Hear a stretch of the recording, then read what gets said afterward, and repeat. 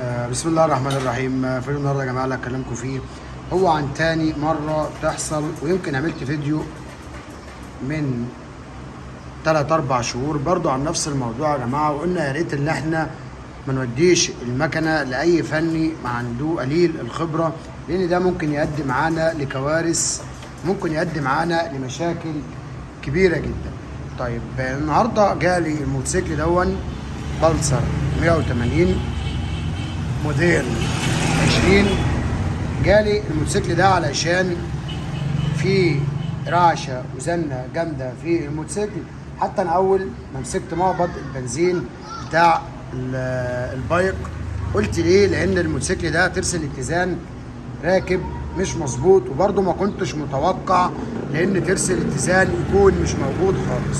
طبعا لسه احنا هنفك دلوقتي 3 مسامير اللي هم مسؤولين عن جزئيه مسك ترس الاتزان، هنفكهم مع بعض. طبعا احنا بعد ما فكينا بنبص ما لقيناش ترس اتزان متواجد، ولقينا ترس الاتزان متشال من المحرك. هنفك مع بعض. طبعا يا جماعه ده بيكون فني قليل الخبره.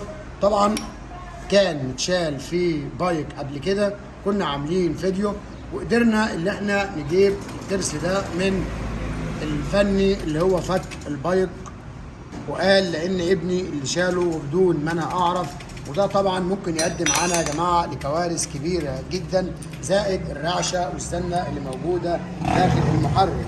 زي ما شايفين ده جزئيه اللي بتمسك ترس الاتزان، هنا مش متواجد ترس الاتزان. هات اي ترس اتزان قاعدين من عندنا. دي جزئيه ترس الاتزان اللي بتركب هنا، طبعا ده مش موجود، ده ترس اتزان يا جماعه، ده من عندنا قديم. ده جزئيه ترس الاتزان بتركب في الجزئيه دي. طبعا الفني قليل الخبره شال ترس الاتزان وهو في دماغه، لان لما يشيل ترس الاتزان صوت المحرك هينعم وصوت المحرك هيبقى كويس، وده طبعا يا جماعه بيؤدي معايا لكوارث كبيره جدا. يا ريت اللي احنا ما نسيبش البايك عند فني يكون مش فاهم في المحرك، لان ده زي ما قلت ده ممكن يؤدي معايا لكوارث كبيره جدا جدا. ممكن يؤدي معايا لدخول الموتوسيكل في عمره تحت بسبب الرعشه والزنه اللي بتكون متواجده داخل المحرك. طيب برضو احنا ما نضمنش هل هو شاله من المحرك ولا هو في دماغه، لان هيظبط المحرك لما يشيله دي الله اعلم بيها. يعني ممكن يكون شاله وخده له، وممكن يكون شاله وفي دماغه بحاجه تانية، وفي دماغه لان المحرك هيبقى كويس.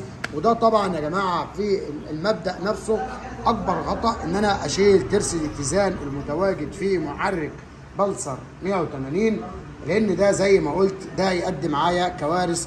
والله يكون في عون صاحب المحرك، ان كده هيضطر لان يشتري ترس اتزان جديد، لا اما يوصل للفني اللي هو راح له. هو بيقول انا وديتها لكذا فني، فمش عارف انهي واحد اللي شال ترس الاتزان. وطبعا هو برضه قلته اول مره كان يركب بلسر 180، فبالتالي برضه هو ما عندوش الخلفيه الكامله بتاعه المحرك. فبالتالي يا ريت اللي احنا ما نسيبش المحرك لاي فني يكون قليل الخبره، لان زي ما شفنا ترس اتزان مش متواجد في مكنه. وده طبعا يا جماعه من النوادر او الحاجات اللي احنا بنشوفها اللي احنا المفروض اللي احنا ما نشوفهاش عند اغلب الفنيين. وبكده يا جماعه ده كان فيديو النهارده ليكم، ولو عجبكم الفيديو ما تنسوش الاشتراك واللايك وتفعيل الجرس.